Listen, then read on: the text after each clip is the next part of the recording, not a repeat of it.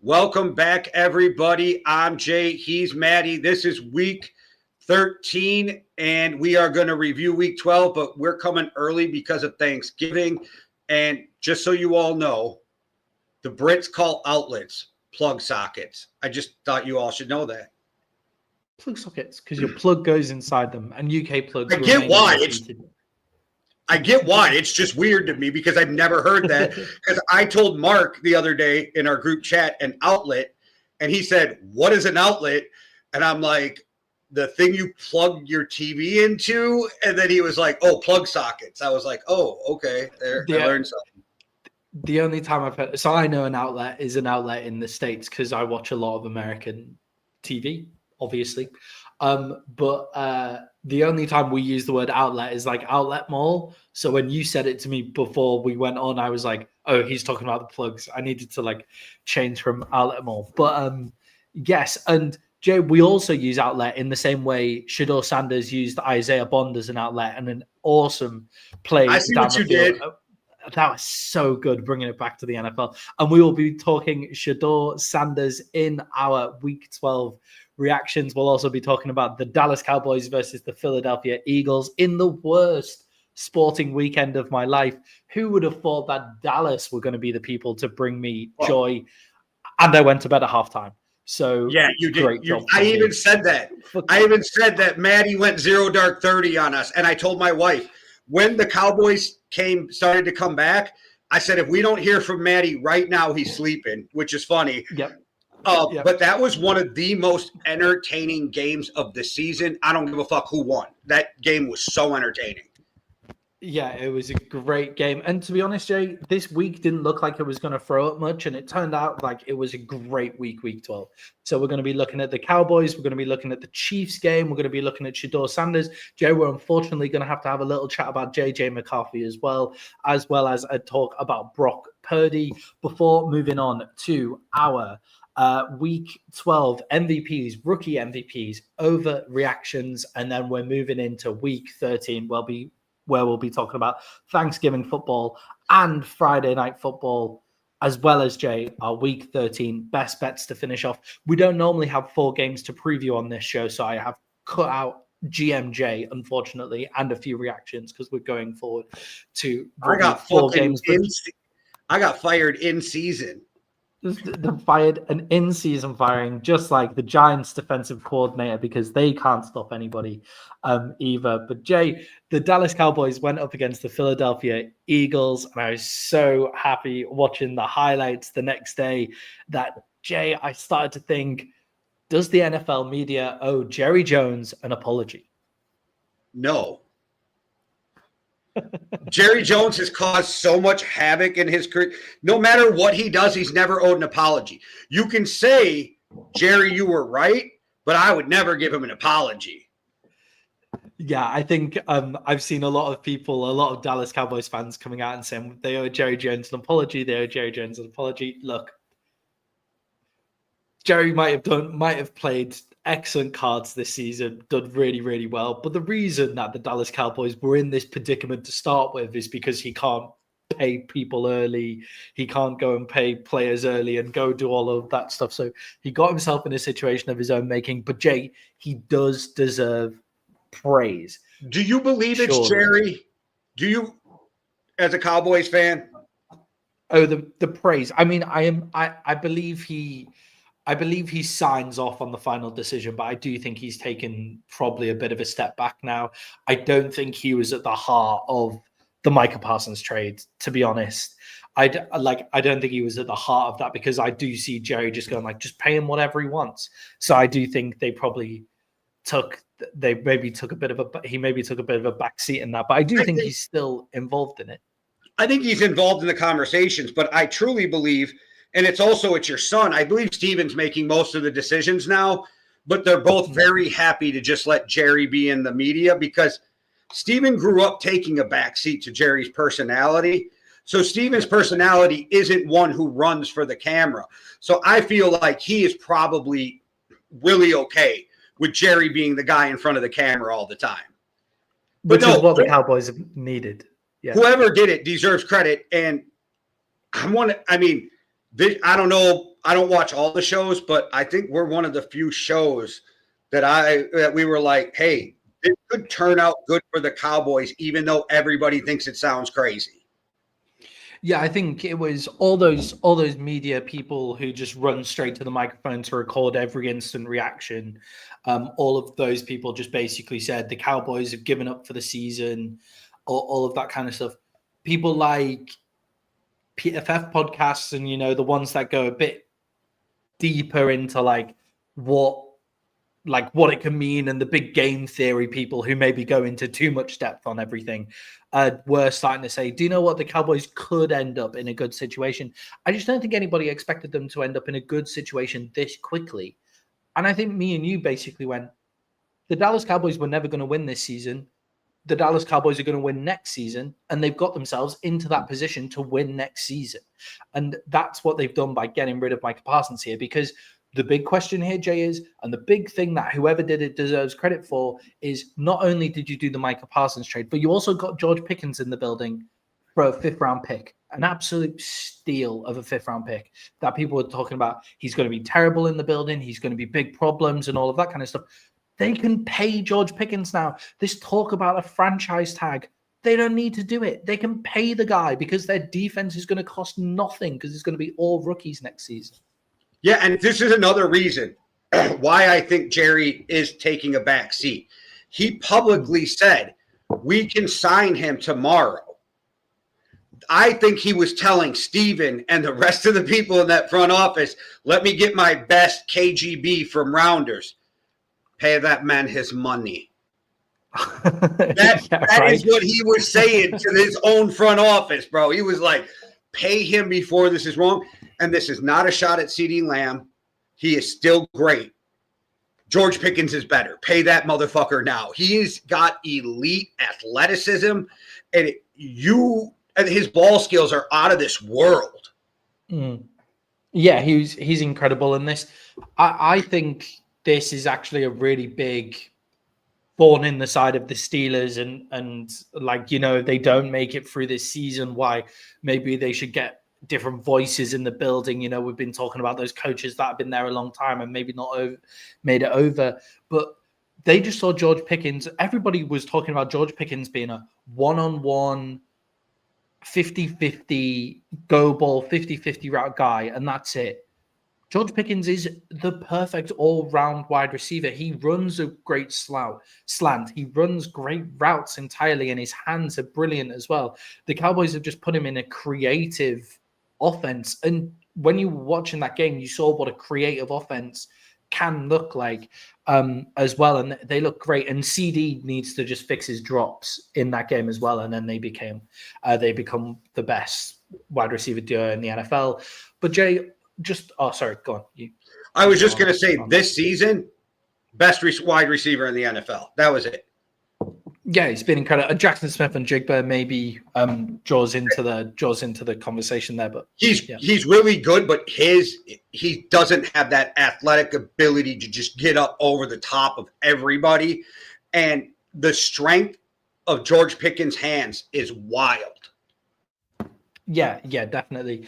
And I also think really, importantly, so we have the Dallas Cowboys. They make this trade for Micah Parsons. It basically allows us to have cap room, right? Basically, that's what it's for. But it also gives us some blocks to rebuild with.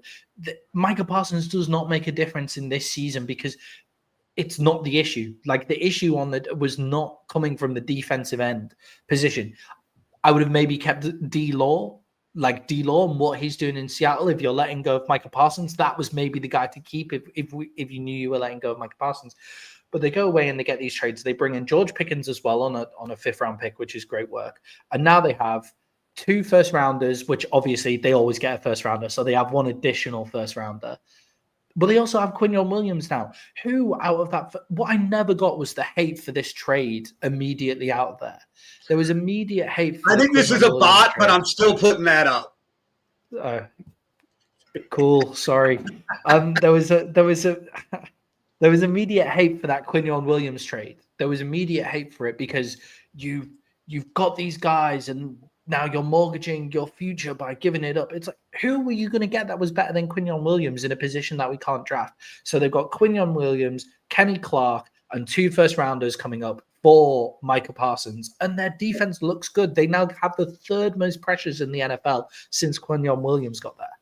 And the Packers are going to have you drafting somewhere between 22 and 30. You're going to be – so it's not like this is some high draft pick that you're going to get. And you turn around, you get Clark and Williams. Like, what are we talking about? Like, right now, the only super weakness I see – and it's not super, but the big weakness I see is your secondary, and I would like to see another pass rusher, right? But – yeah. That shit you can now fix in the offseason, and you don't have to go get for corners. You don't have to go get Sauce Gardner, the most expensive guy. There's always really good mid-level guys that you can go get in free agency, and then you add in the draft, and your offense is already set. Like I said, maybe in the later rounds, like 3rd, 6th, I don't know, you go get another younger running back because you can never have too many running backs, but you're really good at running back this year too, whereas like last year we were questioning the shit out of the running back room. Yeah. I mean, do you remember the Delvin Cook jokes we were having? Like, this has been an ongoing thing. Like, so this has been an ongoing thing with the Cowboys.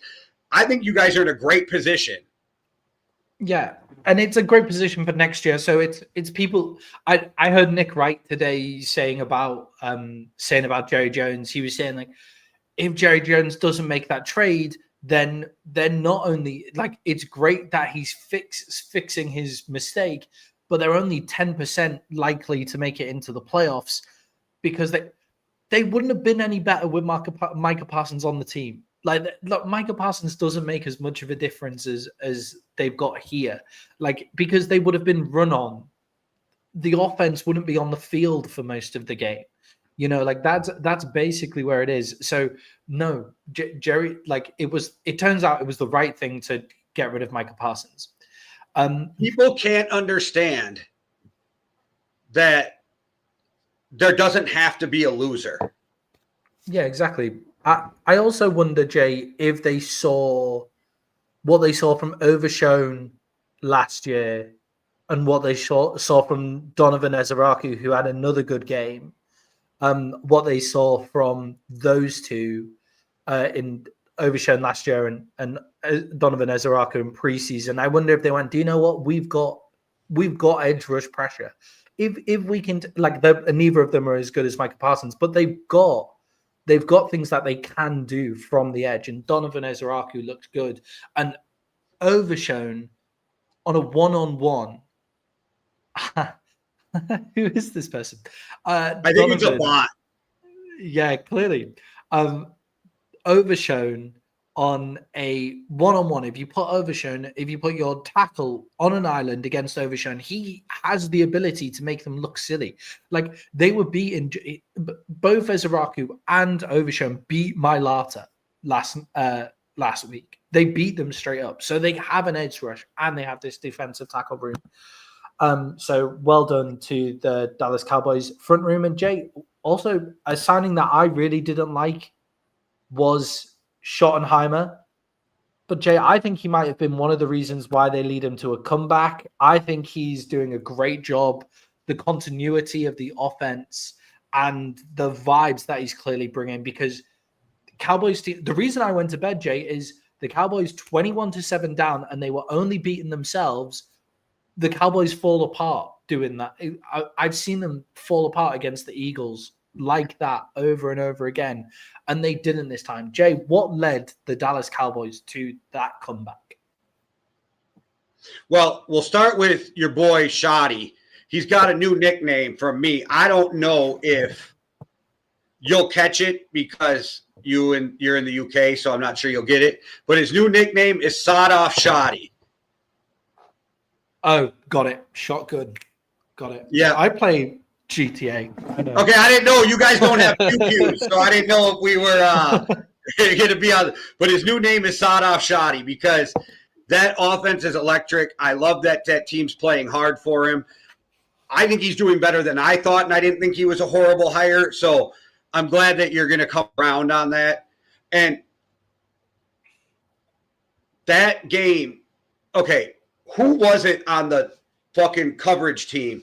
Gets knocked over. My wife even goes, he just did a somersault.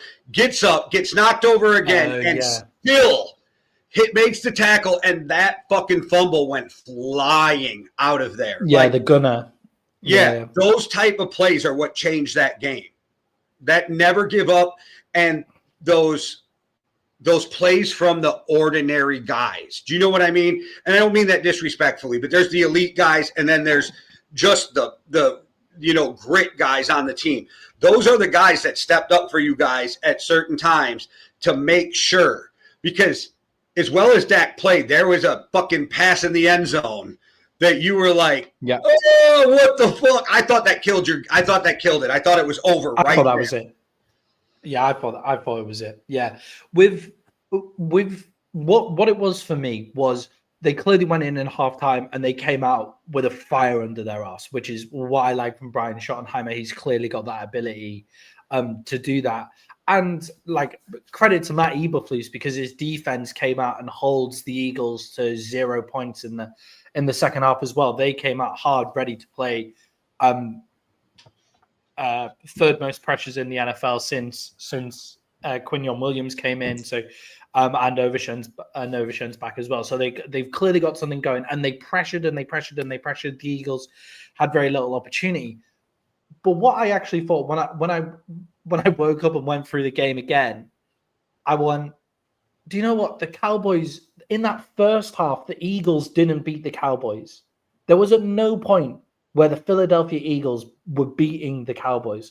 The Cowboys were beating themselves constantly. Like there was the first drive where they scored a touchdown off the punt where it's tipped, so it shouldn't have been roughing the passer. We should have had the ball. Back when they scored their second touchdown, why don't they review that? Why aren't they reviewing that? Why isn't that done? You know, that's one thing that should have been done. And the good teams get those challenge flags in for those kind of plays, right? So that's one thing where they beat themselves. Dak throws an interception. Turpin trips over and fumbles the ball when Javonte Williams is running for like 5 yards a carry at the time. So why do we have Turpin in there? And in the second half, they just came out and they stopped beating themselves.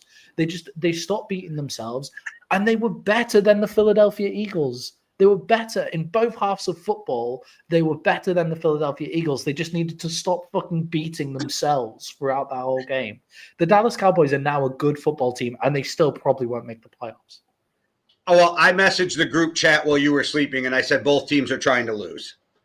Both teams were trying to lose at one point. Like the turnovers from the Eagles were ridiculous. Yeah. I think if either team would have played a clean game from the start, they win that game. Like that's really what I think. So I think that the Cowboys have shown great improvement. The Eagles are still the team we thought they were. That was a battle. Both teams shot themselves in the foot at times. But I liked what I saw from your defense. I just still have questions at times about your secondary. But again, that's something that can be fixed in the offseason. I don't know. I really like what's going on with the Cowboys and how they're moving with these assets that they got from Micah Parsons. And we're going to see the cap room come into play because I really believe they're going to re-sign George Pickens or you're fucking super dysfunctional. Like really, if you don't at this point. Yeah. He's definitely getting at least tagged, but how does George Pickens react when he's franchise tagged? And then tagging him just puts you in the same bad situation you were in with Dak and you were in with Micah. Yeah, same issue. The one thing where I really thought we weren't going to get anything from that game was when Brandon Aubrey missed a field goal. I was like, okay, it's just not my day at all. Because the England cricket team had just lost. My F1 guy got disqualified. my football team, the European football team lost, my rugby team lost, and then Brandon Aubrey missed a field goal, and I was like, I'm just going to fucking bed. Like, there's this. Also, I lost in fantasy this week as well, so like, I was just like, no, I'm going. I helped you out. This isn't happening.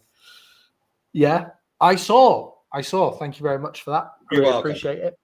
But yeah, you'd be tied right now. You'd be tied for second right now if I didn't do that. Just so you know.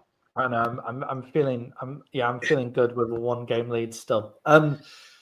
Jay, obviously the Philadelphia Eagles didn't score a single point in the second half. They really came out and struggled. They've been struggling all season on the offensive side of the ball to put a whole game together.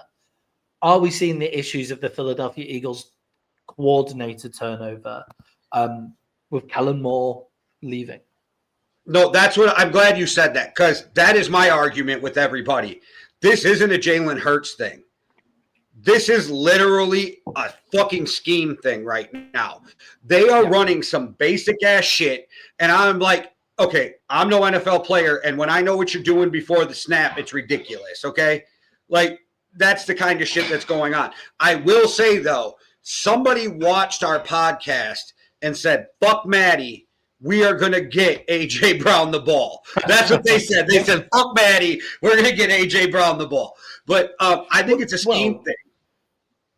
Yeah, they got A.J. Brown the ball in those 15 scripted plays, and then he didn't really appear too much for the rest of the game once they went off script. Because I agree with you, Jay. I think it's a scheme thing. It reminds me of when we talk about the Pittsburgh Steelers with George Pickens.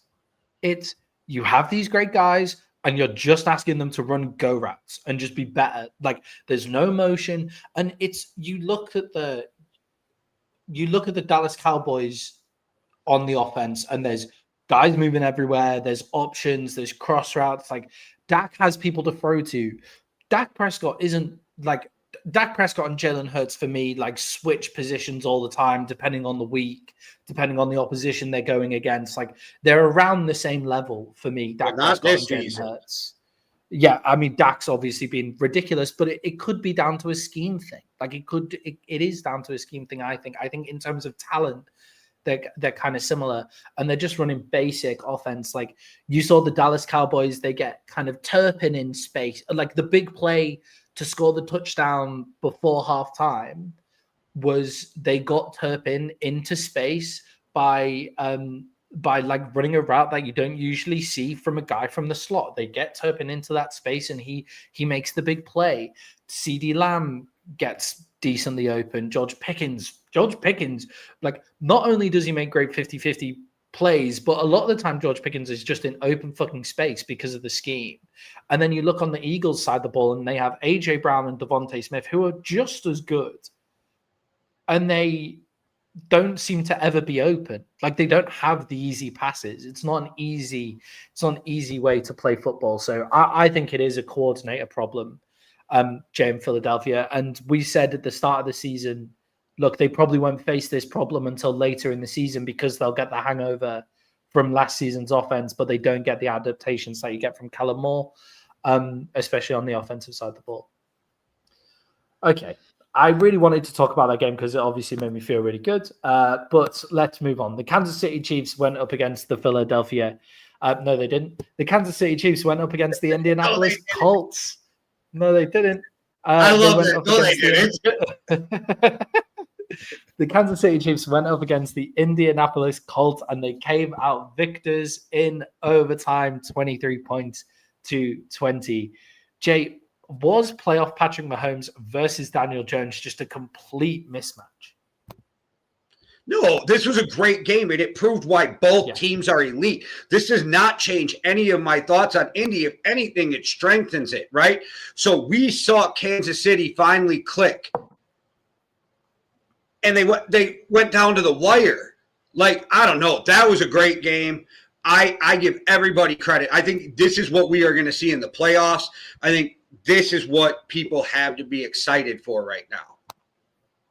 Yeah, I think it's Patrick Mahomes is the Chiefs offense, right? And Daniel Jones is simply the conductor of the Colts offense. So when you look at their performances, it's everybody saying Daniel Jones starting to turn back into a pumpkin again because he only threw for 181 yards, 19 of 31 completion and 2 touchdowns.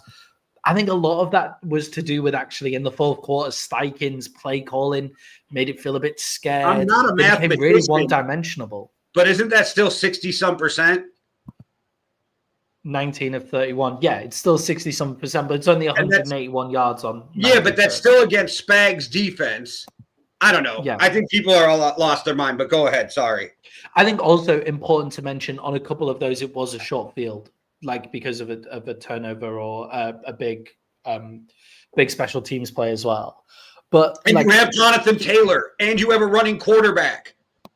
Yeah, he's Daniel Jones is the conductor. Patrick Mahomes is the offense. So Patrick Mahomes finishes with a stat line of 29 and 46 with 352 yards, 1 interception. Daniel Jones got 2 touchdowns, by the way, with what he was throwing as well. So I don't think it was this crazy mismatch of Patrick Mahomes was back. It's just playoff Patrick Mahomes is a fucking different animal. And from this point in the season, playoff, Patrick Mahomes is playing playoff Patrick Mahomes ball. This is what he's doing now, from here until maybe the Super Bowl for the Kansas City Chiefs.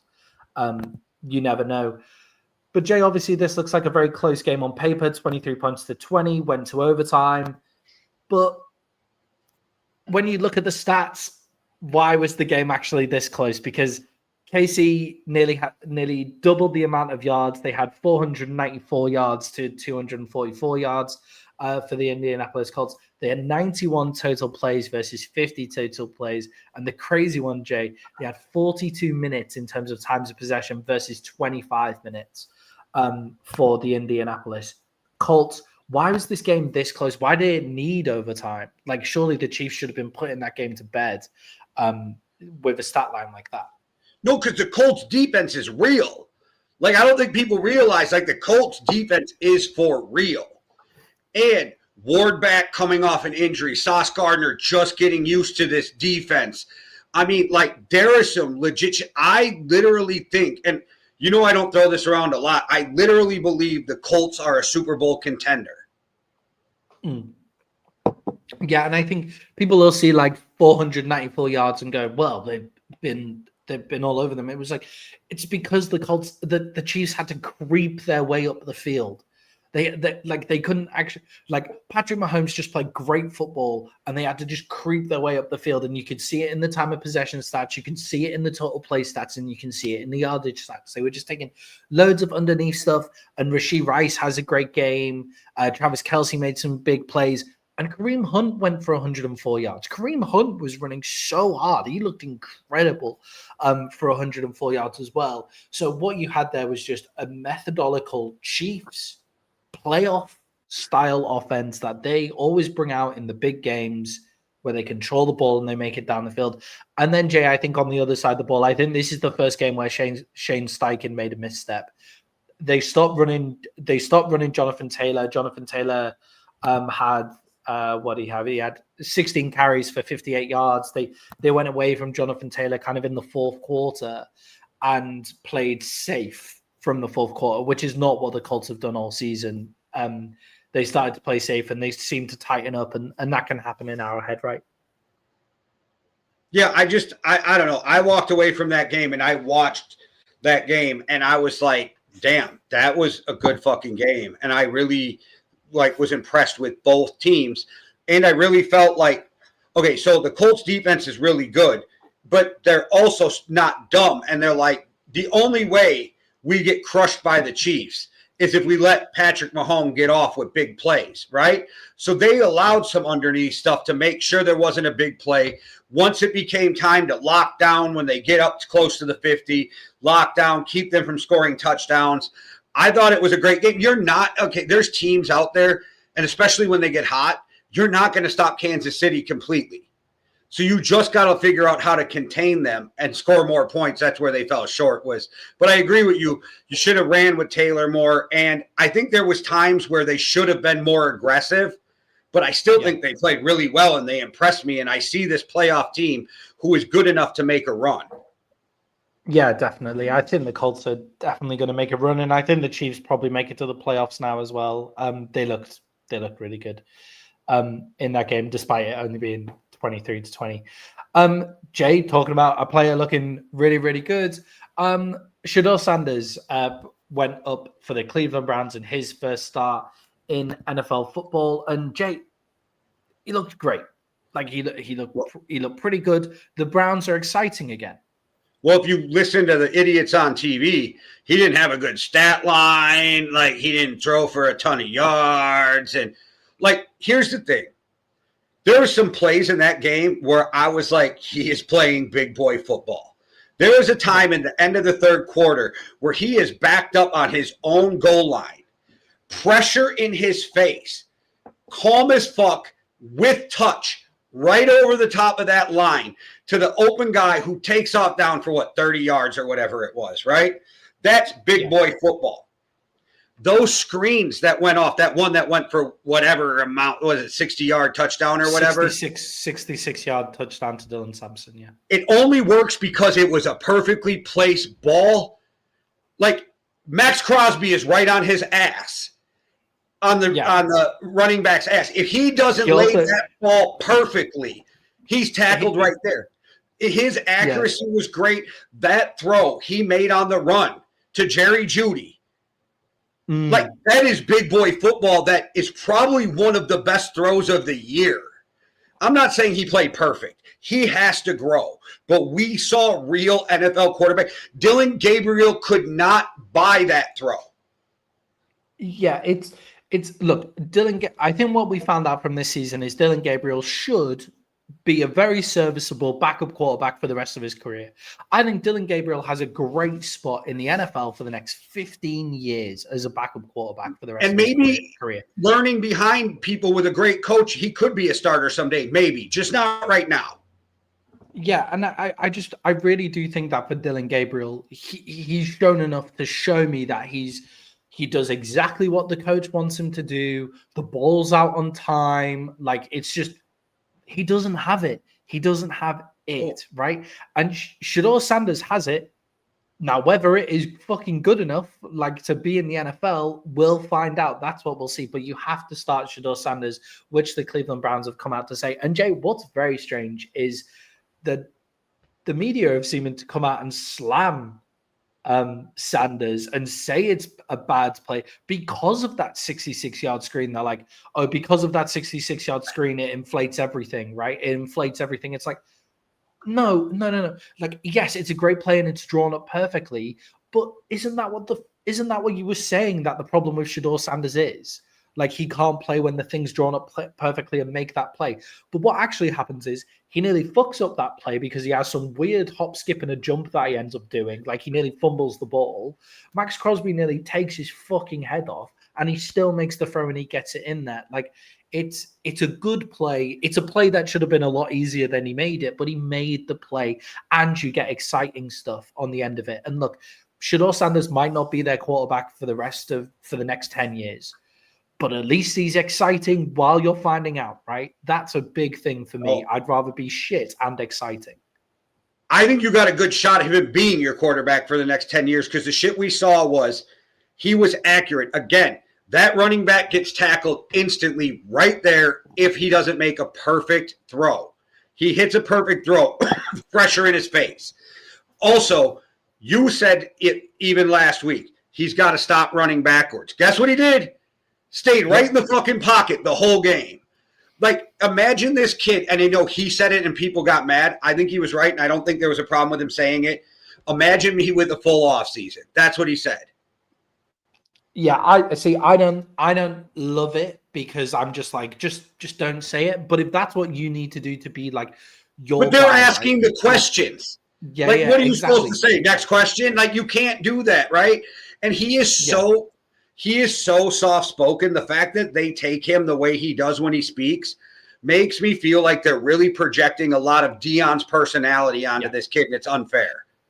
I do think he could have said something more like, you know, we don't know what I would have looked like without a full off season. Like, we don't know because it didn't happen, and I'm just focusing on the next game. I'm focusing on getting prepared for the next game, right? That's because that's the perfect answer that the coach wants you to give, right? That's a boomer answer. Well, that's what they want. That's what the organization wants you to give. But if that's not who Shedeur Sanders is, I'm fine with it. Like if it's what makes him who he is, and look, he comes out with confidence. It would be very easy to be told you're going to be the like. Tell him, Amy. If you're Let him know. Exactly. It's okay as well if you're going to be told to be like. It would be very easy to say you're going to be a top 10 draft pick and then you come out in the 5th round, right? It would be very easy to crumble after that. Like, I don't know how mentally strong you have to be to come out and that's a fact too. To come out and be an absolute fucking baller after that, right? Like, to come out and act that way. He comes out with a swagger that clearly the Browns locker room loves, because that's the other big point here. Yes. That's the other big point. He has the locker room for the Cleveland Browns. They like Shedeur Sanders. They want Shedeur Sanders. So Myles Garrett popped up off the fucking bench and got excited. That's what you need from Myles Garrett, right? Because sadly, Myles Garrett is so good. He's buried on a team where someday he's probably going to break Strahan's record, and they're going to be like, oh, yeah, he did that, because they're not a good team. Now, he's excited because he made a financial decision, let's be real, to stay in Cleveland, which I'm not mad at him because they backed the Brinks truck up to him. But to be fair to him as well, he's having an all-time season after getting the Brinks trip backed up to him as well. Like, to be very fair. Right, no, but he could have went to a contender is my point. Exactly. So he might end his career without a Super Bowl because he chose the money, but I'm not mad at him because that's generational wealth. Like, I get it. Yeah. And so you see that from Myles Garrett, him getting off, and you just see the whole team is lifted from a guy like this. So, and Dylan Gabriel couldn't give them that.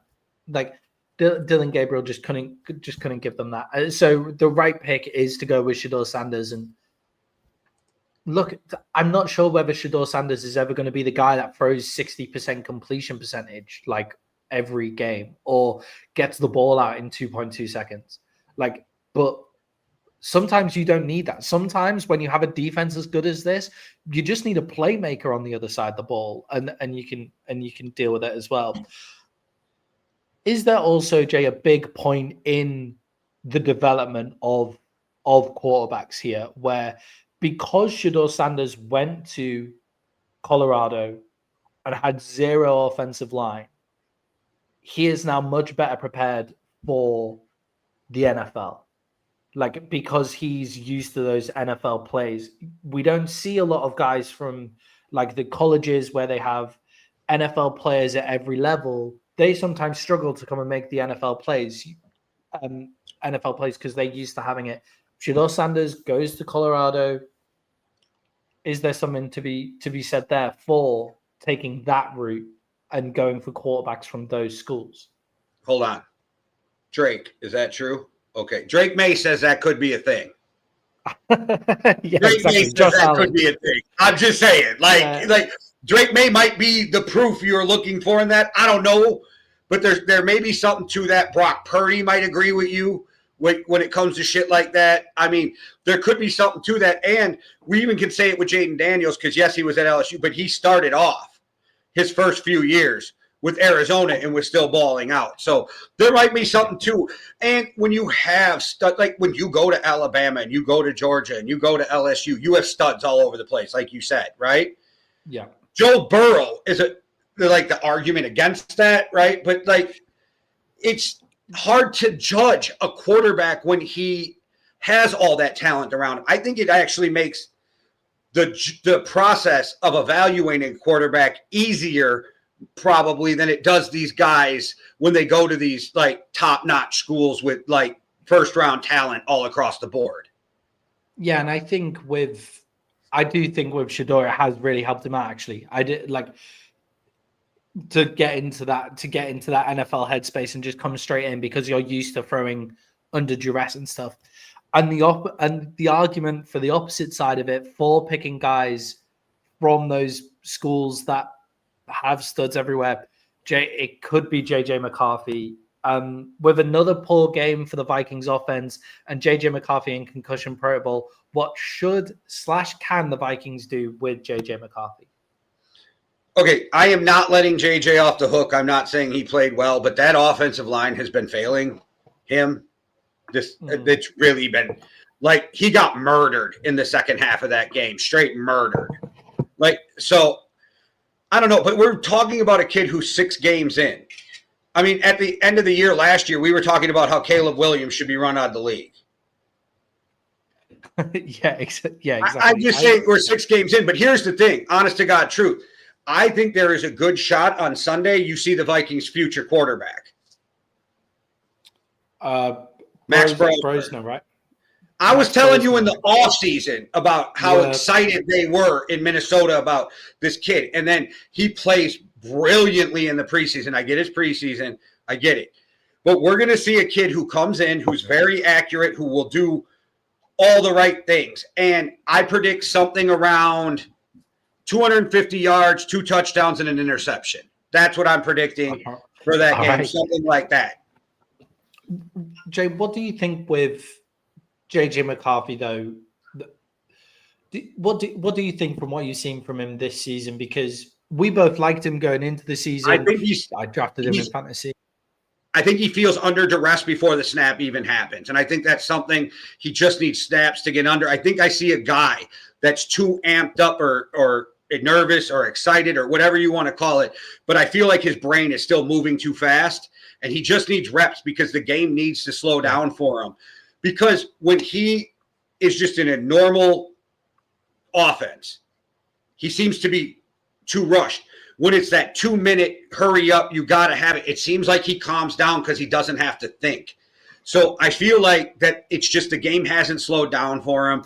Things are still moving too fast. He hasn't had much experience. People keep thinking because we're over halfway through his second season that he has all this experience, but that was literally his 6th start.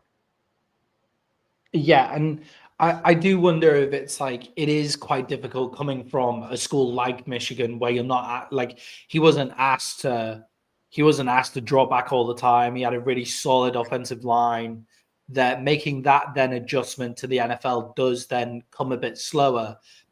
I still think we've seen enough big playability from JJ McCarthy. Like some of the throws that you see from him just make me go, yeah, you should be in the NFL. You're good enough to be in the NFL. If this was last year, nobody would be talking this shit. That's the thing. Yeah, but he's not an injury, so nobody's going to give him the chance now to develop. He's under, I don't think from the Vikings, but I feel like from the outside, he's under more pressure than he should be.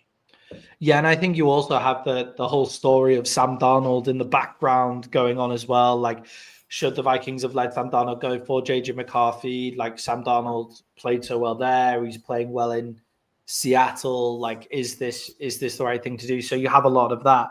I was just wondering, Jay. I was going to voice note you about it on my way to teaching today, but then I looked down at my phone and I didn't have very much charge, and I still needed to buy my train ticket.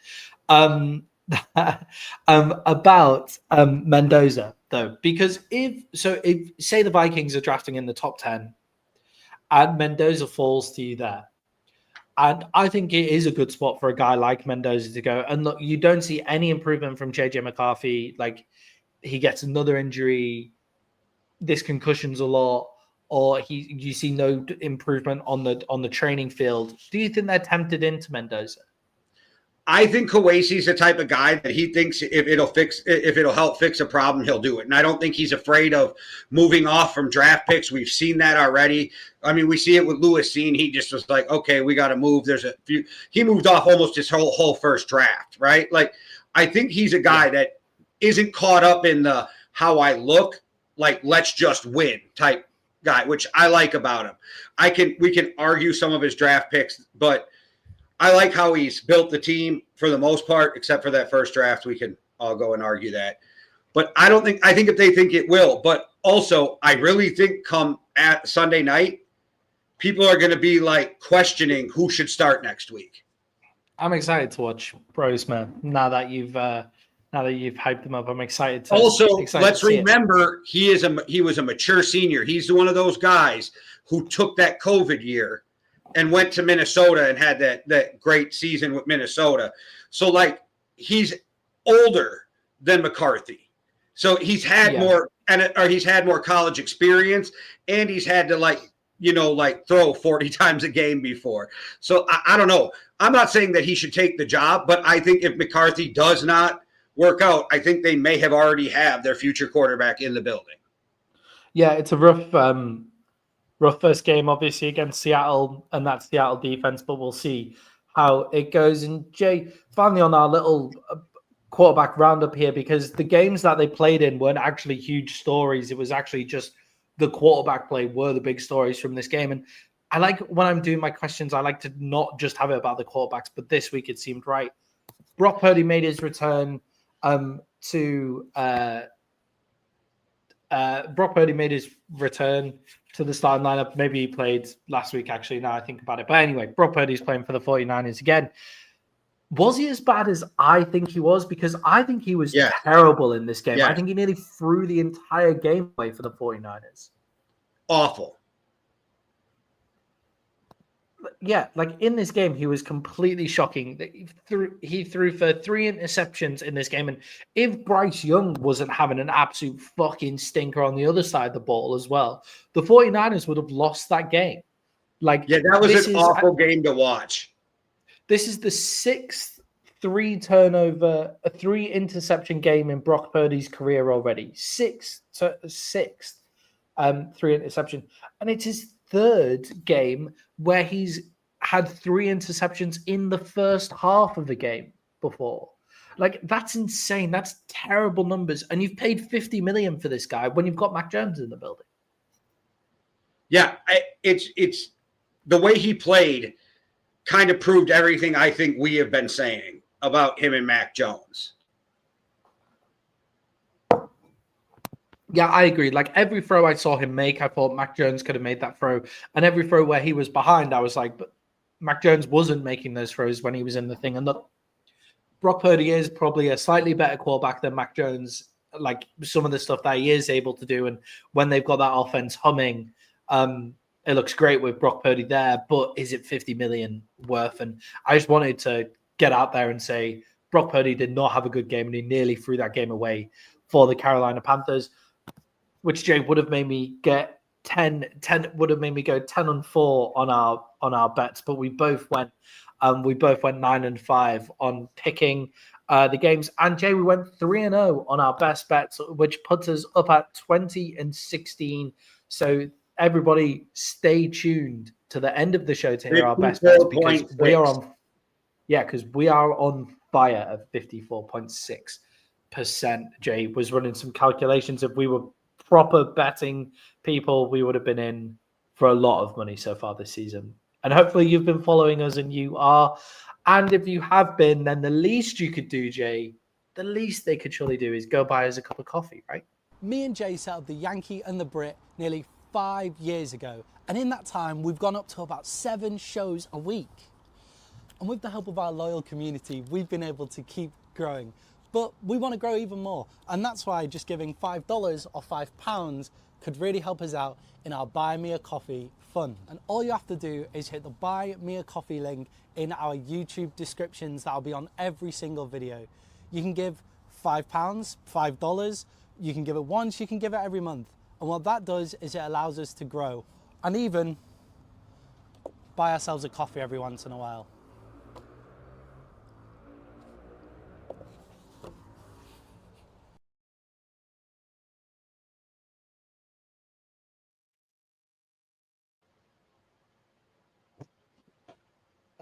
Parvy PKXD is really going to hate that ad. Even less shutting up. Two of us talking in that one.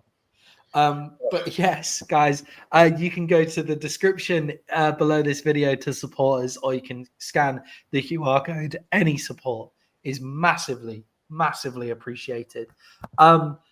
Jay, just like we appreciated these guys' performances this week, this is our Week 12 MVP and Rookie MVP. These are our best performances from Week 12. Let's start with the Rookie MVPs. Jay, who have you got in this one?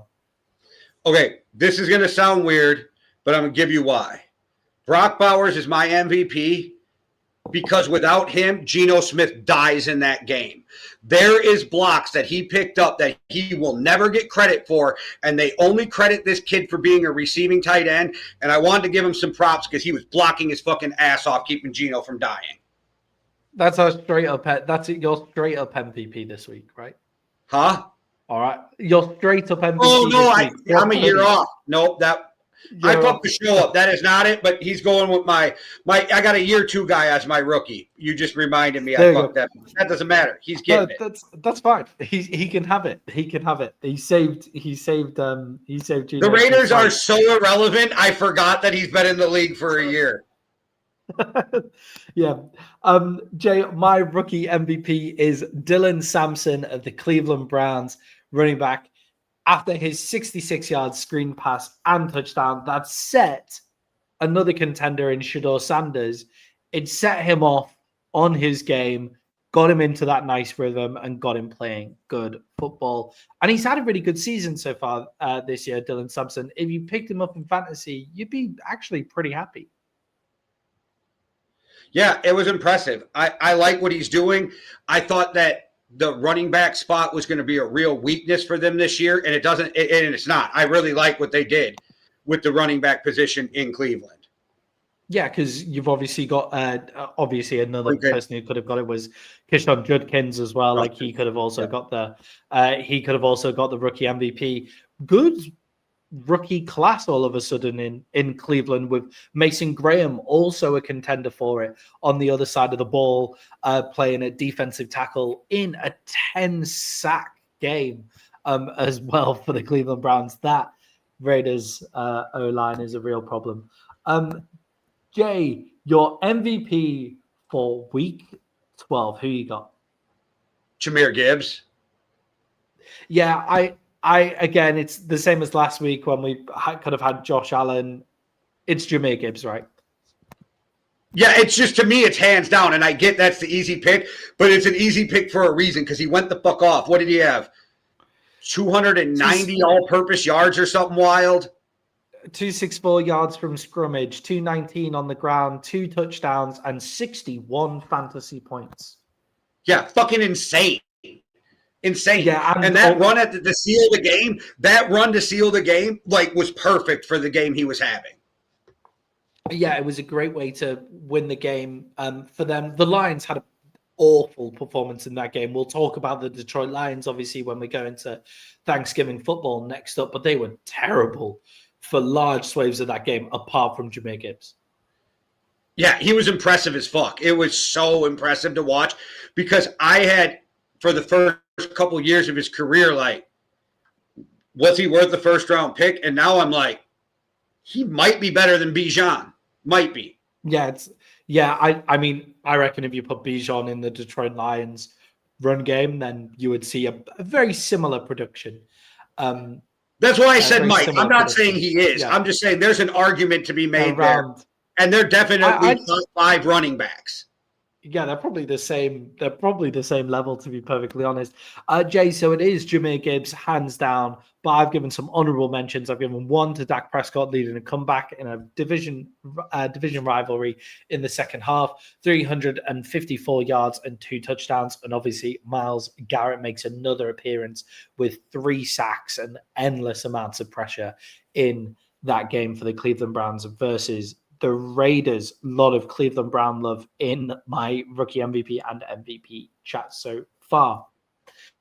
Okay, and then for our final bits of week 12 fun before we move on to the Thanksgiving games and our Friday night football game of week 13, we have our NFL week 12 overreactions. Jay, what are we overreacting to this week? So I held back a little because it was in my overreactions when you brought it up. Brock Purdy needs to stop being the starting quarterback of the 49ers, and they need to just give it to Mac Jones and get what you can for Brock Purdy in the offseason. Yeah, I just wonder where Brock Purdy goes, where they take the contract on now. I mean, he's not terrible. He's not terrible. He's still a starting quarterback in the league, but he was shocking in that game. Yeah, well, you can eat some of that contract, say for the first year, to get to unload it because Mac Jones is still better than Brock Purdy, and you're still going to be paying less in the long run, eating some of that contract. Yeah, definitely. And I think there's a few teams I think there are some teams that would be improved by Brock Purdy, no doubt as well. But yeah, we've said it a million times, I think, on this show now, I'd be playing Mac Jones for the rest of the season. Jay, for me, it is all about the interior offensive lineman. Jay, my week 12 overreaction is interior offensive linemen should be the highest paid O-linemen in the league, not left tackles. We're out. We're done. There are left tackles all over the league. Quarterbacks are now more mobile than ever. The teams that are successful are the teams that get pressure up the middle now. It is all about getting pressure up the middle. And you can see with the Raiders how awful it is when there is not a good interior offensive line, just how bad it can be.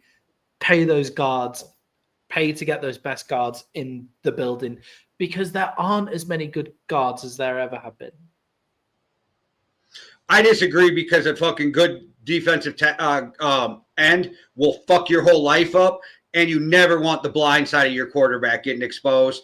But I get your argument. I'm just saying there's less good D tackles than there is less defensive ends, and defensive ends scare me more than D tackles do when it comes to the health of my quarterback.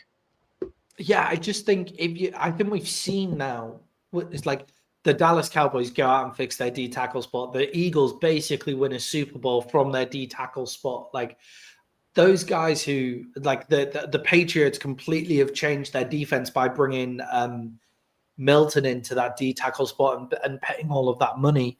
Like teams are going big at D tackle now because they know actually the best way to fuck up a quarterback's life is pressure up the middle. And the guard class has never been weaker than it currently is in the NFL. And in the draft as well, there's just not as many guards.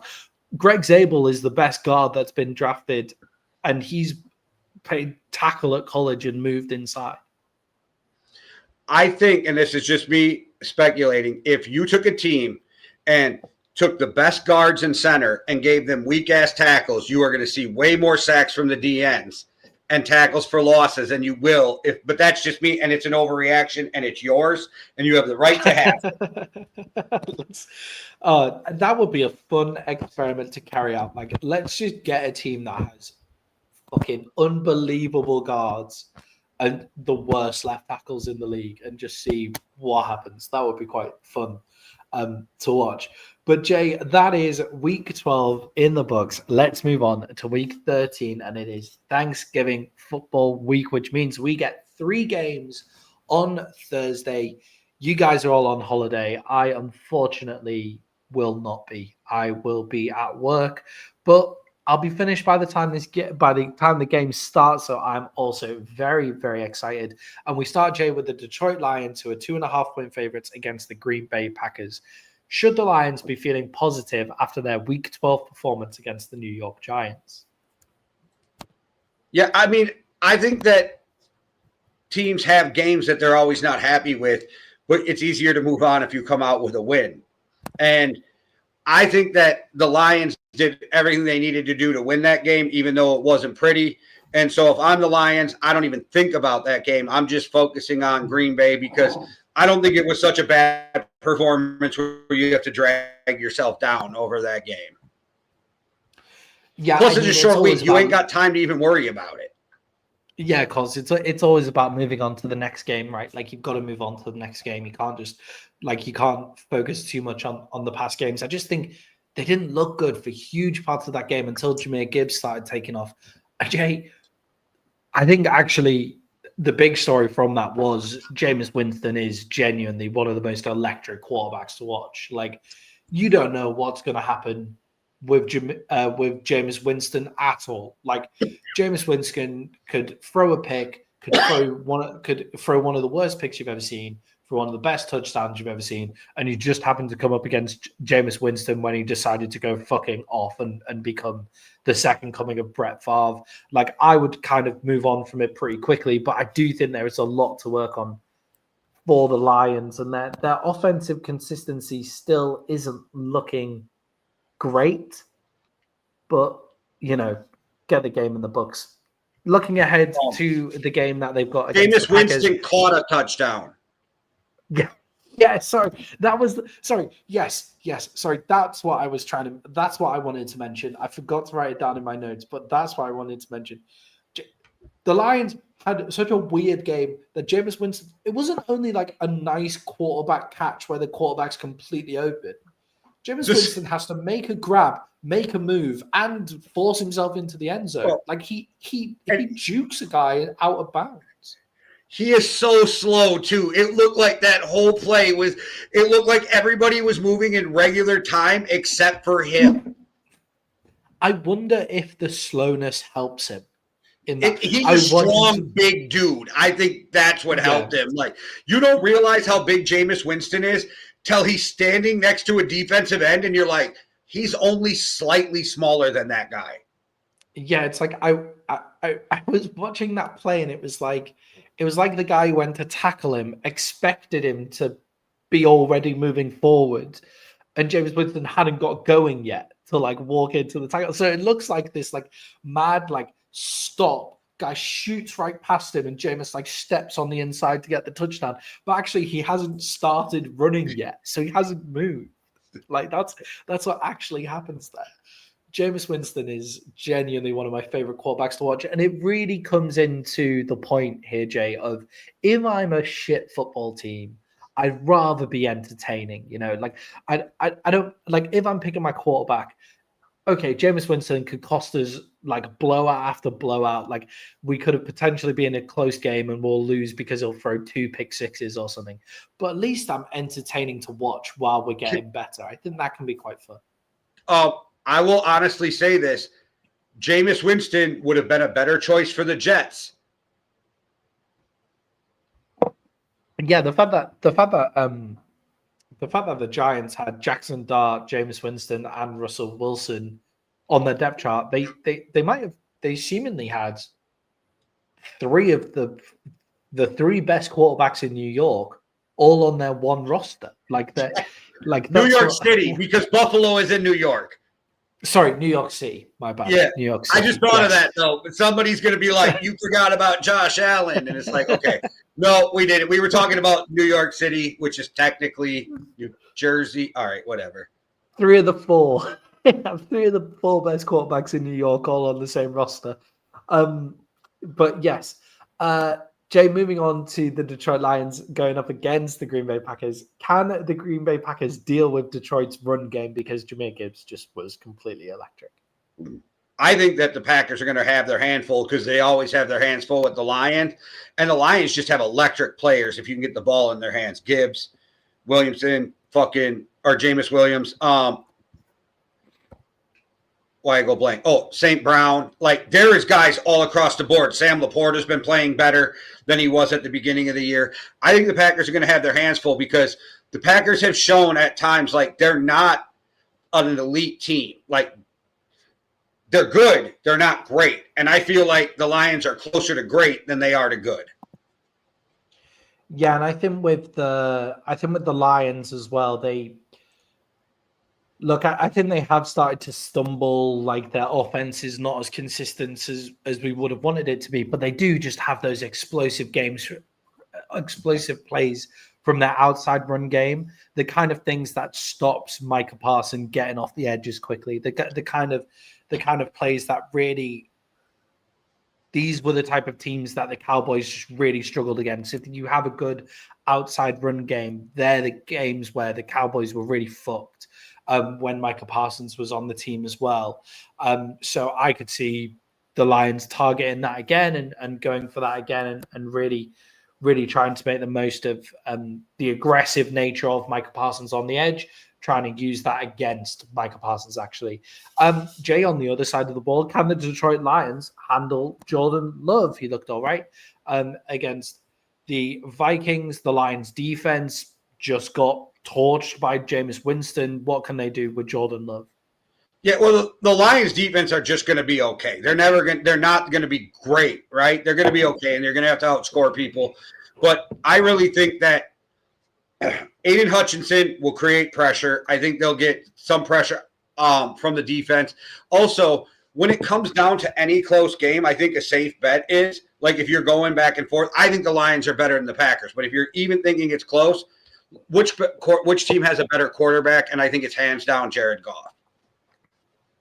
Yeah, I agree with you as well. And I do think that the Lions actually, their defensive front is pretty good. And again, Jordan Love is one of the worst quarterbacks under pressure in the NFL. Like, just going back to our show on Sunday, he's 33rd and 30 out of the 34 quarterbacks in the NFL against heavy pressure. He's really inaccurate. He just has a couple of big plays every now and again that makes him look great under pressure off that back foot throw. But his throwing percentage is bottom 5 in the NFL under pressure as well.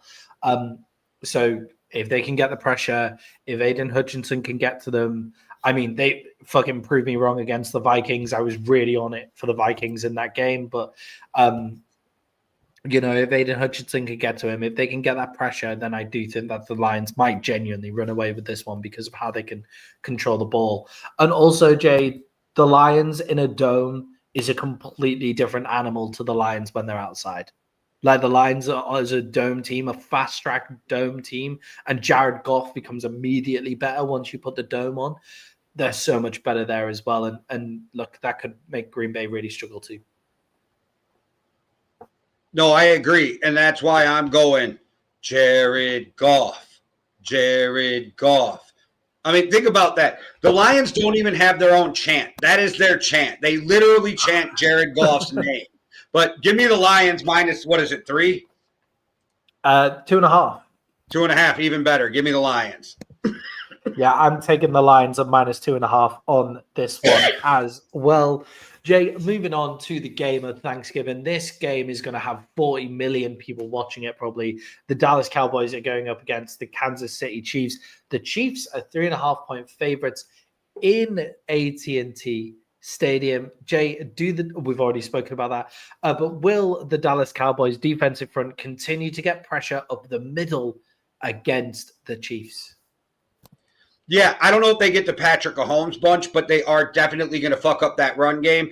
They're definitely going to make Kansas City one-dimensional. Patrick Mahomes at times is a fucking magician. And he even has this innate way. I don't know how many there is, but I swear there's at least 10 plays this year where he gets sacked, but it's not a sack because he figures out how to fall over the yard line, like the line of scrimmage. He figures out a way to get a half a yard over the line of scrimmage. So I don't know how many sacks there will be, but they'll get him off his spot. They'll make him move around, and they'll shut down that run game. And they're going to make him one-dimensional. And then once they're one-dimensional, it's what can the Cowboys defense do from there? Yeah, and I think once you get into that point, you can be so confident on the other side of the ball that actually if you can just get – the Cowboys just need some stops, right? They just need some stops and some ability to control the game. The way the Cowboys lose this game is if they give KC the control. Like, if KC can just dink their way up the field again, like Rashee Rice underneath route again and again. Kareem Hunt goes for 100 yards just like they did against the Colts. Like, you can't have that discrepancy in time of possession as well. I do think that the Cowboys will continue to get that pressure. As I've said a couple of times already, they're the third most pressure in the NFL since Kenyon Williams came into the team. And they just look incredibly so much better. They're getting pressure the entire time, and it's all up the middle as well. Jay, with the Dallas Cowboys having what we've described as the best wide receiver duo in the league, as long as CeeDee Lamb can get his hands sorted out and get catching it. CeeDee Lamb, by the way, we didn't mention this. CeeDee Lamb dropped like 3 of the easiest catches you've ever seen, and then he caught the most difficult one. Like, he made that flip around in the air in tight coverage, getting his arse down before going out of bounds, makes an amazing catch. But the Cowboys have one of the best wide receiver duos in the NFL. Does that really affect the Kansas City Chiefs? Like, what can the Kansas City Chiefs do against that? They just have to stop the run and then try to figure out how to contain the pass, because the Cowboys are very explosive. When people sleep on Jake Ferguson on Wisconsin, like, the dude's a player. What the Cowboys need to do is hold the Kansas City to 3 when they get down into scoring position. You hold them to 3, and then I do think this will be somewhat of a shootout. I just don't think it'll live up to like I don't think each quarterback's throwing 4 touchdowns, but I think we're going to see each team moving the ball up and down the field. I think Kansas City has to focus on your run and try to contain the pass, because I don't think you can shut down that pass game. And if you put too much emphasis on shutting down the pass game, then I think you open up that run game, which is shown if the run game gets going, there's nothing you can do with the Cowboys offense. The Dallas Cowboys want to beat you with the run. Like, that's where they want to beat you, because Brian Schottenheimer isn't a run offense kind of guy. We don't run off Shotty. We want to get to, sawn off Shotty, but his dad was a run game guy, and he wants to get to the pass as quick as possible. But they get to it by running the ball first. And if they can run the ball, they're just going to run it down. They're just going to keep running it. It's where our offensive line is much better. Like, our offensive line is so much better at run blocking than it is at pass blocking if we can just get downhill. So you can't go into too deep. You can't just go too deep and just bracket both Pickens and CD, but not only because Jake Ferguson is actually where Dak Prescott goes in big third down plays. On a big third down play, Dak Prescott goes to Jake Ferguson. Jake Ferguson is Dak Prescott's first red zone target as well. You can't just bracket them that way. You've got to go up the middle. So yes, I agree. And look, they've got fucking Chris Jones, so he could easily stop the run game by himself. So we're not saying it's going to be easy. Jay, is playoff Mahomes returning to Texas and getting the win? Well, I'll tell you like this. Give me the Cowboys plus the 3.5, because I already think they're going to win this game. Maddie's going to leave happy on Thanksgiving.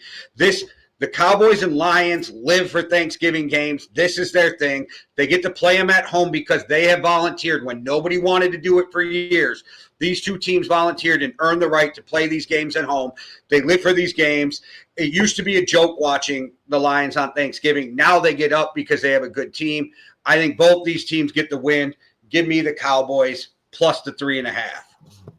If you're giving me the Dallas Cowboys this season, the best offense in the league with a serviceable defense now, if you're giving me it at home in a dome on a fast track against a Chiefs team that have been a bit up and down, you're giving me 3.5 points. Jake, give me the Dallas Cowboys as well. How about that? It's Thanksgiving. On Thanksgiving. It is Thanksgiving. Yes, I think that matters. Get the Salvation Army buckets out and get Javonte Williams diving in one, because this is the best run game that we've had and the best offense that we've had since Zeke Elliott was running the ball out the backfield. And I mean prime Zeke Elliott, not Cowboy Zeke Elliott. Yeah, well, don't get me started on the Salvation Army, so let's just move on. Yeah, I know. I don't love them. Sorry, no, doesn't matter. Jay, the Baltimore Ravens are going up against the Cincinnati Bengals. The Bengals are 7-point favorites. No, the Ravens are 7-point favorites. My bad. The Ravens are 7-point favorites in this game. It seems like it's going to be the return of Joe Burrow. With Joe Burrow posting online, he's back. That seems like it's going to be all the noise coming out seems to be Joe Burrow is returning on Thanksgiving. And Jay, are the Bengals stupid for bringing out Joe Burrow in this game? I guess they're mathematically still have a shot at the playoffs, so I kind of but I don't like it. I think you just let him rest the year, because you need to rebuild that offensive line before you bring him back. But a guy like Joe Burrow ain't trying to hear that shit. And let's be honest, when you're Joe Burrow or a guy of that level, if you tell the team I'm playing this year, you're playing this year. They don't really have a choice. People act like the coaches make these decisions. You're not telling Dak Prescott no. You're not telling Josh Allen no. There are certain guys at a certain level. You're not telling Justin Jefferson no. You're not telling Jamar Chase no. There's guys that have earned a certain level where they decide. So I think Joe Burrow's coming back no matter what, but I agree with you. I don't think it's a good idea, but I don't think you can stop it. Yeah, and I think, look, is it on a short week against a division rival with your shitty offensive line? Is that the recipe to bring Joe Burrow back into? I've been with the analogy for the past 2 weeks now. It's like having this really nice Ferrari and driving it in the worst conditions you can possibly find. This is like taking your really lovely Ferrari and just dropping it in the fucking sea to me. I don't get it. I don't understand why they have Joe Burrow out at all.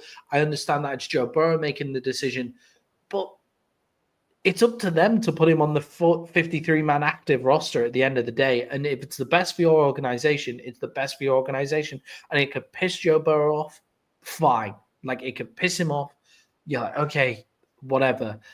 You can play next week. That's my point. I would wrap him up for the season on a short week against a division rival. Is this where we want to go? Is this what we want to do? I'm amazed that he's coming out and playing. Like, fair play to Joe Burrow, obviously. Like, prime athlete, go out and play, coming off loads of injuries and stuff. Fair play. But I'm amazed that this is happening. And with that, Jay, can Joe Burrow and Jamar Chase take advantage of this Ravens defense? Because in seasons past, this is really not a defense you would want to be bringing in your star quarterback who's just coming off an injury. But this season, they've not been as good. And Jamar Chase is coming back after his spitting suspension as well. Can they make a difference in this one? Yeah, and I think Joe Burrow's the kind of guy who's going to spread the ball around too, right? So you're going to see the ball be spread around. You double team Jamar Chase, he's going to kill you on the other side. He doesn't have a problem hitting his tight ends, his running backs, T. Higgins, whoever, you know. So, like, I think that's a guy who can make it look better. And Joe Flacco has played pretty good for Cincinnati. And I think a lot of Cincinnati's problems is their defense, not so much – I mean, their offense hasn't been great. But, like, I think it's their defense. And if you bring Joe Burrow back right now, I mean, like, how many points does he have to score to win a game, right? Luckily, you're going up against the Ravens, who have been disappointing us all year. So maybe you only have to get to like 28 in this game, but that's still asking a lot of any quarterback every week to get you 30 points a game and to have any chance of winning. I mean, most teams that get to 30, they're winning, right? Good teams. You're the Cincinnati, you can get to 30 and still lose by 12. Yeah, and I mentioned it. I mentioned it last week, but the DVOA stats show, so that's defense adjusted value over average. But it's one of those like next gen stats that they use a lot of the time. The Cincinnati Bengals are legitimately, according to those stats, the worst NFL defense of all time. That, like, 2016 Cleveland Browns 0-16 bad. Like, that's how bad this Cincinnati Bengals defense is. And I guess in terms of bringing Joe Burrow in and having Jamar Chase there, what more could you have expected from Joe Burrow that you didn't get from the offense under Joe Flacco? Like, what more could you have expected? I guess the game where they only scored 12 against the Steelers is the one that I look at, but they only scored 20 against the Patriots in their last game as well. But the Patriots have a great defense and they really control the ball. But then before that, he scored 42 points against the Bears and lost, 38 points against the Jets and lost, 33 points against the Steelers to come out for a win. You know, like, what more could Joe Burrow have done in those games compared to what Joe Flacco's done? I don't see it making this huge difference because their defense is so bad. Joe Burrow probably manage the clock better, make sure that they try to limit the other team's possessions by taking longer out of the huddle, longer before the snap, because Joe's a smart quarterback. You know what I mean? I know I have issues with some of their play, and I have beaten him up, but it doesn't mean that I've ever said he wasn't elite, right? I just think Joe Burrow's great. Yes. I do think, though, like, the more I think about it, why are you bringing him out on a Thursday game? Why don't you just give him the other fucking 10 days to fucking rest before? And how is he healthy 4 days after he wasn't healthy enough to play, which is weird in itself. With all of that said, though, I am taking Cincinnati to cover and still lose because I think Joe Burrow keeps them in this game close enough. And I actually think, and I truly believe this, I think it's going to be a push. I think they lose by 7. So, Jay, I actually have this game down for the Baltimore Ravens because I wanted to ask you the question. surely with the Bengals defense this bad, this is a no excuse game for the Ravens defense. It is. Surely with how they defend the run, this is a no excuse game. I don't have faith in the Ravens anymore. Even with Derrick Henry, like he's at moments he's Derrick Henry, but he's not Derrick Henry anymore, play in and play out. I don't love their offense. Their defense is no longer the Ravens defense. I think a lot of times when it comes to fans, they're giving credit on past history. And that's not what we're seeing from the Ravens this year. And that's part of the reason I'm taking the Bengals is I don't think the Ravens are a team that are a legitimate contender. I think if they make the playoffs, they're getting bounced one and done. Yeah, I just look at it and go, the Bengals defense has been so bad, especially bad against the run. I agree. I just think there's no way that they're not going to completely break it off. I do think that Lamar Jackson, and this isn't just for fantasy points for me, but whenever you see the Ravens offense playing well, they're getting the ball to Zay Flowers. Like, I really do think just a bit of standing in the pocket, hitting an easy route because Zay Flowers is getting a lot of underneath stuff and they're just not hitting him at all. Like, they're not looking to go there. Like, I do just think just air it out to Zay Flowers a little bit and then it opens up the run. It opens up just everything. And Zay Flowers on yak yardage is incredible. So I do think that they should be having that a little more. And Jay, against Cincinnati, it should be there. It should be available for you to do. So give me the Ravens in this one. I also think, Jay, back to Joe Burrow early last season, coming off his injury. Joe Burrow, 4 touchdowns. All right. The Ravens defense has improved slightly, but not enough. I just think Joe Burrow's going to come out on fire. I think Jamar Chase is coming out on fire. And I think whenever those two come out on fire, everybody else on that offense is going to be excited. And I think the return of Joe Burrow gives that defense just enough spark to keep them from getting blown out. And I think it becomes a close game. But I think it's something like 38-45. Like, I really think it's something like that, 30-37, something wild. Yeah, that would. Yeah, I mean, that could be the most fun game of Don't bet, the most and I fun would in say, terms of back and forth. Don't bet this game. That's what I would say to everybody out there. Yeah, definitely do not bet this game. Jay, game that you may be interested in betting is Friday Night Football on week 13. We have the Philadelphia Eagles going up against the Chicago Bears. The Bears are 7-point up. What am I doing? The Eagles are 7-point favorites in this game. So Philadelphia Eagles versus the Chicago Bears. The Eagles are 7-point favorites in this game.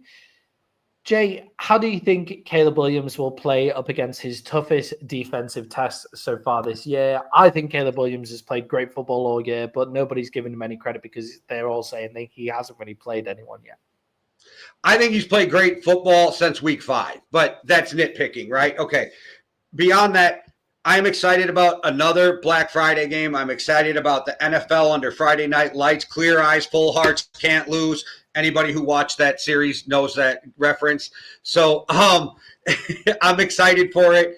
I think Caleb Williams will be fine against this team. I don't think he's going to set the records, but I think he'll be fine because I think that Ben Johnson will put him in good positions to succeed. I think Caleb Williams is trusting the system finally. I think Caleb Williams is trusting Ben Johnson. And I think he's finally, and this sounds shitty, I don't think he wanted to be in Chicago last year. And I still think he wasn't over the fact he got drafted by Chicago. And I don't think he wanted to go there. And I think now he wants to be there. I think he's excited to be there. I think that's a big thing with him that has changed. And I think him and Ben Johnson have figured it out. And I think it has a lot to do with Ben Johnson learning Caleb and adjusting his system to him. I think he'll play fine. And I think the Bears have enough talent on that team to help him out. I think Swift has, for the first time, not ran soft. Like his whole career, I have beat him up for being soft. And I think this year he has actually at times put his head down and played tough football, which I think is huge for them too. I like their defense. I like what the Bears are doing, even though I hate the Bears. I mean, you get that. But I like what the Bears are doing, and I'm really impressed with them right now. And I'm not there yet that they're a Super Bowl contender, but I don't want to see them in the playoffs if I'm one of these teams. It's got to be difficult for Swift as well as a vet to not run hard when you're playing opposite Manungai, right? Because Manungai is an absolute fucking barrel. Like he's a sledgehammer. If he had the same personality as Cam Scatterboo, we would be talking about him in the same way that we were speaking about Cam Scatterboo, as well. But obviously, Cam Scatterboo is clearly injured, so injured that he's making appearances at Will people stop beating him up for this? He can't make it worse. Right? He's out having fun. I don't think you are, but like he's really got beat up for this and had to address it. I'm like, can we stop these athletes who love football, and we know this guy loves football? They don't put their future at risk. He's also the kind of personality that we're desperate for in this. Like, as the league gets more and more professional, guys like Cam Scatterboo are exactly what we need. You know, that Pat McAfee style guy in the league who's just a fucking nut job that we all love. Those kind of things. And he's Gronk. In New York. He's a Gronk, yes. Yeah, and you need to also be that kind of way to handle New York, right? Like if you're going to play, that's been the problem that the Giants have had, that the Jets have had for a while. They don't have those personalities that can actually handle in New York, and Jackson Dart and Cam Scatterboo are those guys. And Carmen Ungai is definitely a great running back to go against Swift, and Swift is definitely improving as well. On Caleb Williams, though, I do think that Caleb Williams is improving in the system. I just think that also they've come to terms with who Caleb Williams is. Like Caleb Williams gives them the big playability in the Ben Johnson system that Jared Goff could never give it. But also on top of that, he doesn't get the same consistency out of it in the same kind of pass completion percentages that Jared Goff's going to give him. So you need to have a few of those like bigger plays in there to make up for the fact that you're not getting that completion percentage all the time. And Caleb Williams, I think, can get up to being a 60% completion guy. He just needs to take those underneath routes. He needs to stop looking for the big play all the time. But this season, just take the rough with the smooth. He doesn't need to be at 60% every game because he has that big playability. I think he has the talent to be a 70% guy at some point, the 68, 70. Yeah. I just think it's going to take a couple years because that's in him. And they're going to, I mean, we watched Jared Goff with LA was a completely different quarterback, right? Like when he was with the Rams, completely different. And then we've seen his growth. I think that, again, he's only in his second year and people were writing him off last year. We still have to be patient with him.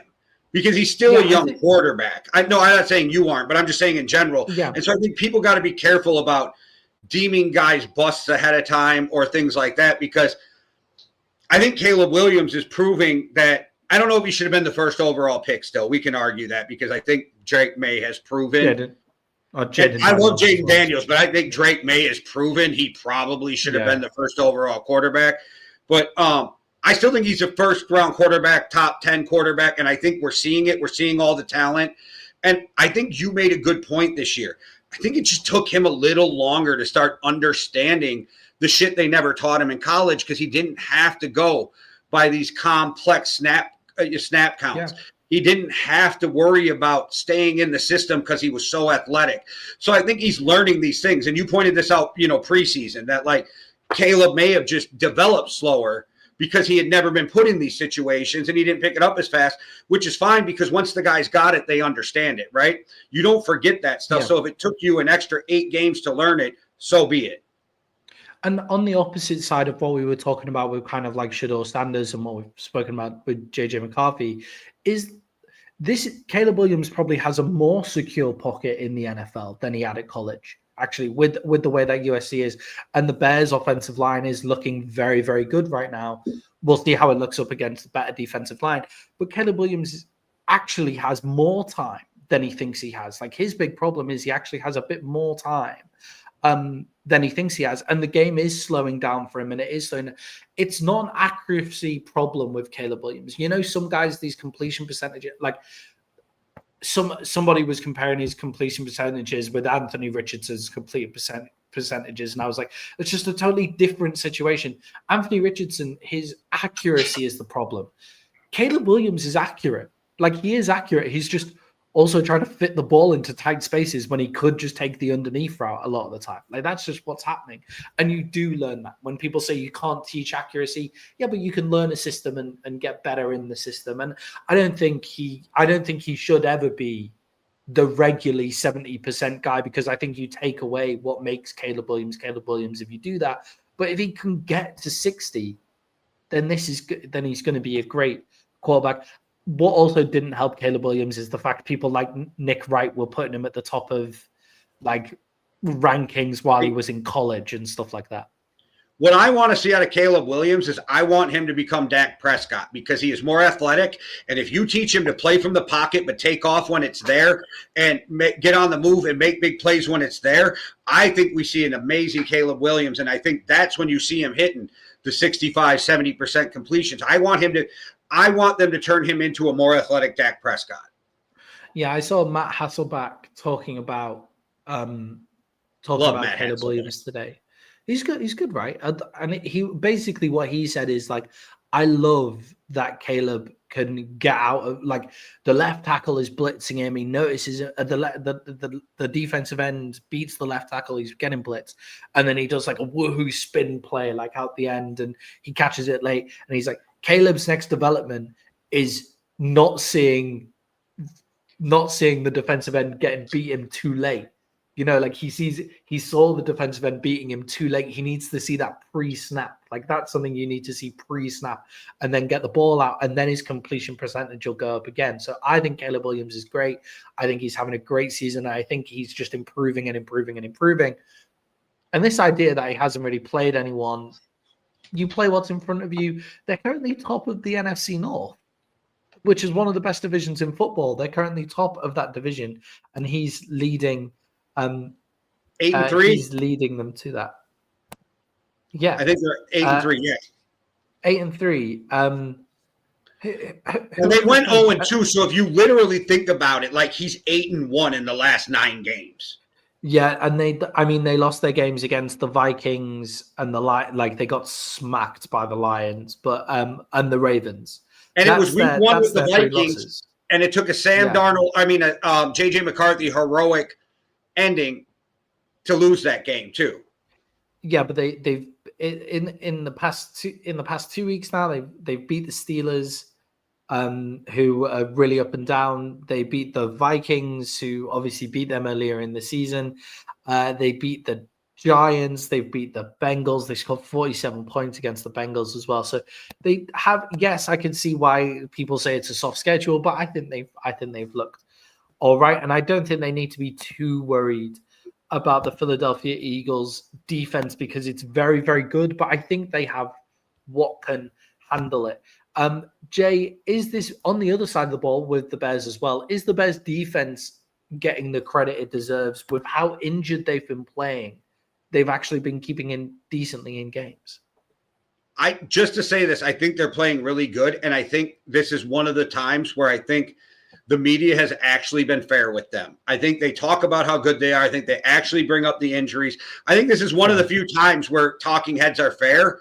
So, but I think they're really good, and that was your point. I think they getting the credit they deserve because they are being talked about so highly. Yeah, I think they're very good, and they just played a game without a single linebacker, a single one of their starting linebackers, and won against the Steelers without a single fit, active, recognized linebacker. Right, like that's a pretty impressive game against the Steelers to go out and win. In that game as well. So I think the Steelers can call. I think the Bears are built to cause problems on the defensive side of the ball and on the offensive side of the ball. Jay, can the Eagles offense get production across the whole game? And also, Jay, what's wrong with their run game this season? Yeah, I don't know. It is weird with their run game because you expect with Saquon Barkley and that offensive line them to be getting more production. Again, I think it's scheme. I just think their whole offensive scheme is wrong. And I can't put a finger on exactly what it is, except it's very basic. And other teams can win with very basic, though. So I don't know what's going on and why this isn't working. And now I sat back this week and I'm like, maybe this is different this year. Maybe the noise in the locker room is finally coming to a point where it's happened for so many years that it is becoming a problem, because we have talked about how this is just a yearly thing with them. But I don't know if, like, maybe they just don't like each other. I don't know what's going on. I do get the vibe that they don't actually like each other. Like, I do get the vibe that they don't actually like Jalen Hurts. You know what I mean? Like, if Like, the I don't whole think a team lot of doesn't like you, that's a problem. If A.J. Brown doesn't like you, who gives a fuck, right? Like, we don't have to like Yeah. each other to succeed in something. But if the whole team doesn't like you, or a group in the team, it's a huge problem. You very rarely hear them come out in defense of Jalen Hurts. You know, that's what I've noticed over the past couple of weeks. And like, they're obviously not slagging off Jalen Hurts, but they very rarely come in. And apparently Jalen Hurts is quite a guy who, like, goes off by himself, like works by himself a lot, and all of that kind of stuff. And they just don't seem to get on. Like, you don't see them making loads of media appearances together and all of that kind of stuff. Like, you know, the Cowboys, you see Dak, you see CD, you see George Pickens, like, all the time together. The Lions, you see the Detroit Lions together all the time, and that kind of stuff as well. And you very rarely see that with the Eagles. Since Jason Kelce left, maybe Jason Kelce was the guy who kind of held the whole thing together, and like that, he was like the go-between. And I mentioned last year that they'd missed that leadership. They obviously didn't miss it going for the Super Bowl, but they could be missing it now. The thing that I want to go back to, though, Jake, is the fact that it's so basic. This idea that Saquon Barkley's lost a step, the idea that Saquon Barkley's the issue that they've got. They run the ball the most efficiently in the NFL. Or amongst the most efficiently in the NFL, actually. They have the least negative plays in the run game in the NFL. Like, they're always forward. In the game against the Dallas Cowboys in the second half, a lot of it was like 3-yard run, 2-yard run, 3-yard run, 3-yard run, 1 yard, 1 yard, 1 yard, 1 yard, 3. But the Dallas Cowboys have got a lot better at the defensive tackle, and they very rarely get any negative plays in the run game. They're just not getting a single explosive play out of the run game at all this season. And if you're not getting one 20-yard play, I think they have the lowest in the league in terms of like 30-yarders. They have very few 20-yard plays, very few 10-yard plays. It's just 3 yards, 4 yards, 5 yards the entire game. Then you're going to struggle throughout the season. And again, it's just them being completely basic, and they need to work out a way to be less basic. And look, Nick Sirianni, we know you're the man manager guy. We understand that. But you're meant to come from the offensive side of the ball. Maybe it's time for you to take over and show us what you've got from coordinating the coaching. Jay, do you agree with that? I do. I think Sirianni has to do something to shake up what's going on with that offense, and that's on you as the head coach. And if you made the wrong choice, maybe it's time for you to step in. I don't know. But I don't like what's going on with their scheme at all. Yeah, I think it is a real scheme issue rather than a player issue, right? Because also, weirdly, just to go back, actually, AJ Brown and Devontae Smith had some of the most production that they've had in the all season last week. You know, like, weirdly, they've still had some of the most production in, and still it wasn't functioning right. So, Jay, the Eagles are 7-point favorites in this game. The game is in Philadelphia. Who you got? Give me the Bears -7. I think they keep it close, and I actually think they have a shot at winning this game. I still think the Eagles win, but I think the Bears have a shot at winning this game, so I'll take the points. I actually really do see the Bears winning this game. I do think they match up really well. And the Bears play one-score games. That's what they've been playing all season. And they've been winning those one-score games as well. When I saw this line, Jay, I thought, yeah, that's too big for me with the way that the Eagles are playing. With the way that the Eagles play and the way that the Bears play, that's too big for me. Give me the Bears. And with that, Jay, we are moving on to our best bets. And I'm going to start off by saying the Chicago Bears at +7 against the Philadelphia Eagles are one of my best bets of the week. And with that, we'll move on to your best bets this week. All right, my first one, I am taking the Lions -2.5 against the Packers at home. So lock that in. I think the Lions win this game, and I think it's by more than 2.5. And I think they will take advantage of the Packers' weaknesses. And I think because the Packers, again, don't have a number one receiver, it comes to bite them in the ass at some point. Mm-hmm. Yeah, I agree with that one. That was one of my tempters, but Green Bay, they're such a strange team. They're very up and down, and so are the Lions, actually. Yeah, the Lions always give the Packers problems, too. It's one of those historical things. Like the Vikings always beat the 49ers, yet the Eagles always beat the Vikings, that kind of shit. Yeah. All right, so my second game is give me the Colts minus 4.5 against the Texans at home. The Colts are at home. I think Luan Romo's defense stops the Texans from doing almost anything. I think Jonathan Taylor figures out how to get enough going to help out that passing game. I think that the Colts will win by more than 4.5, and I think they're going to be a little pissed off about losing in overtime. Yeah, I think they're an okay matchup against that Texans defense. Like, I do like the Texans defense. I don't think the Colts are going to run away with anything, but Jonathan Taylor is the way to combat a pass rush like what the Texans have got as well. So I do like that one. Jay, what have we got for our third? All right, so my third and final one of the week is give me the Bills minus 3.5 at the Steelers. I don't love how the Steelers have been playing. I don't love how the defense has been playing. Aaron Rodgers, even if he plays, is still injured. I think that the Bills beat him by more than 3.5, even though it is an AFC matchup and the Steelers need this win for trying to get into the playoffs. I still don't think they'll muster up enough to beat them, and I think it'll be more than 3.5. Feels like a weird overcorrection on the Bills, this one, I think. I think it is like, the Bills have had a few bad games recently. I feel like this is a bit of an overcorrection, though. The Bills have a good run game. They'll just go straight to that run game. And the Steelers' defense hasn't been as good this year as we all expect it to be. One of the most expensive defenses in the league, and they're not making that. So, yeah, I can definitely see that happening as well, Jay. I'm starting off mine with the Chicago Bears, a +7 against the Philadelphia Eagles. The way the Eagles play one-score games, the way the Bears play one-score games. Don't know who's going to come out with the win that one. I think it's going to be within one score, though. Jay, the Atlanta Falcons are -2.5-point favorites against the Jets. I have no faith in the Falcons, but I have even less faith in the Jets to be able to do anything. The Falcons did seem to get back on track against the Saints, and I'm surprised at the undercorrection here. Did Kirk Cousins look pretty good to you this week? I thought Kirk Cousins looked pretty all right. Yeah, I expected Kirk to play decent, though. I didn't think this was going to be a big problem. I thought he would play better than Penix. But, again, dysfunctional teams do dysfunctional shit. Yeah, Kirk Cousins' arm looked okay. And, Jay, in a game where I found it hard to pick my third best bet, I think a lot of the lines are kind of like pretty good.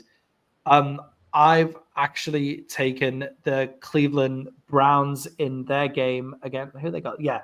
I've taken the Cleveland Browns in their game against the San Francisco 49ers for the pure reason the game is in Cleveland in the winter. Brock Purdy, when it is cold outside, Brock Purdy in outdoors when it's cold is not good in winter games. And that defense has been eating up.